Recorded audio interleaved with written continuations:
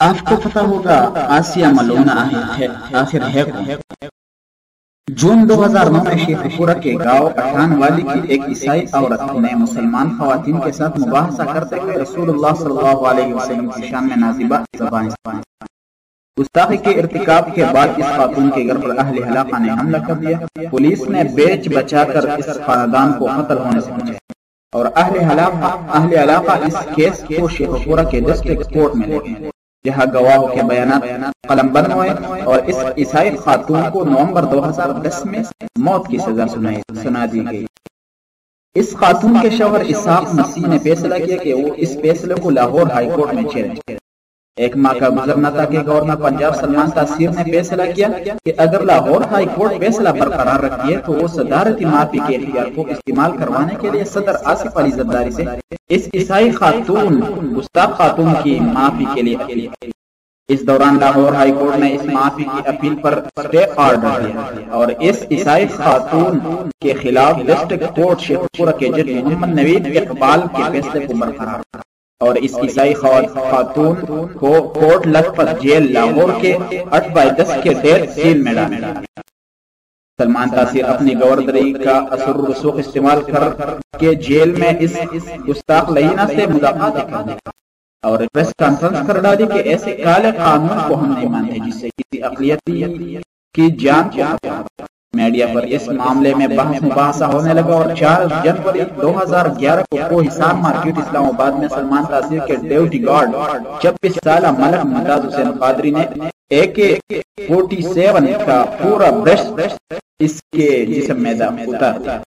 دوسری جانب وفاقی وزیر برائے اقلیتی امور شہباز بھٹی ان کوششوں میں تاکہ تعزیرات پاکستان کی دفعہ 295C کو تبدیل کر دیا جائے یا ختم کر دیا جائے، ان الزامات کے ضد میں یہ وزیر بھی آ گیا اور 2 مارچ 2018 کو اس وزیر کو اس کے گھر کے باہر قتل کر دیا گیا۔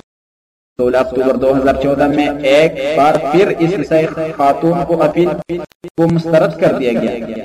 20 نومبر 2014 کو صدر پاکستان کو معافی کی اپیل کی گئی۔ 24 نومبر 2014 کو اسحاق مسیح نے پھر اپنی بیوی کے لیے سپریم کورٹ کا دروازہ کھٹکھٹایا اور 22 جولائی 2015 میں سپریم کورٹ آف پاکستان نے اس عیسائی خاتون کی سزائے موت کی سزا تب تک معطل کر دی جب تک اپیلوں کا فیصلہ نہیں آیا۔ 26 مارچ 2016 میں دوبارہ ہائی کورٹ میں اپیل کی سماعت مقرر ہوئی۔ 13 اکتوبر 2016 کو 3 رکنی بینچ تشکیل دیا گیا۔ اسی صبح اس بینچ کے جج جسٹس اقبال حمید الرحمان نے اس کیس کی سماعت سننے سے انکار کر دیا۔ اسی جج نے صدر پاکستان حسین کو اپنا استعفیٰ پیش کیا اور موجودہ chief justice of Pakistan chief justice Saqib Nisar نے 26 اپریل 2017 کو اس عیسائی گستاخ خاتون کی اپیل کی درخواست منسوخ کر دی کہ آپ لوگ جانتے ہیں کہ یہ عیسائی خاتون کون تھی جی اس کا نام آسیہ مسیح ہے۔ اس خاتون کو بچانے کے چکر میں ایک گورنر پنجاب سلمان تاثیر موت کے منہ میں چلا گیا۔ اسی آسیہ مسیح ملونہ کو بچانے کے چکر میں ایک وفاقی وزیر موت کے منہ میں چلا گیا۔ اسی آسیہ ملونہ کے خلاف ممتاز قادری نے پھانسی کا فندہ قبول کر لیا اور لائن سلمان تاثیر اس کے ہاتھوں مارے گئے۔ 3 لوگ اپنی جان سے ہاتھ دھو بیٹھے لیکن توہین رسالت کے قانون 295C کے تحت ایک ثابت شدہ گستاخ لعینہ کو پھانسی نہ دی جائے۔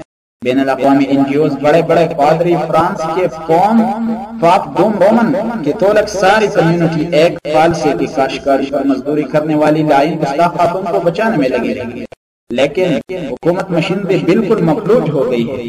اب 8 اکتوبر 2018 کو چیف جسٹس ثاقب نثار ہی کی قیادت میں 3 رکنی بینچ آسیہ مسیح ثابت شدہ گستاخ ملونہ کی اپیل کی سماعت کرے گا۔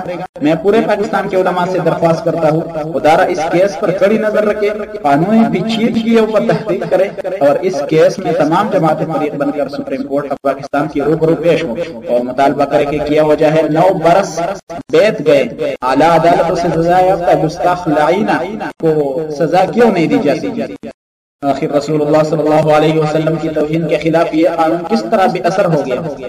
اگر اس کو سپریم کورٹ نے بے گناہ ڈکلیئر کر دیا تو عیسائی مشینری یا پولیٹیکل اسائم دلوا کر اس کو یورپ لے جائیں گے اور اس خاتون کو ہیرو بنا کر الحاد پھیلانے کا کام لیا جائے گا۔ یہ اس مظلوم قانون کی داستان ہے یہ اس مظلوم قانون کی داستان کا صرف ایک باب ہے اور اس کو مٹانے کی عالمی طاقت بھرپور کوشش کر رہی ہے۔ خدا را مسلمانوں کچھ سوچئے۔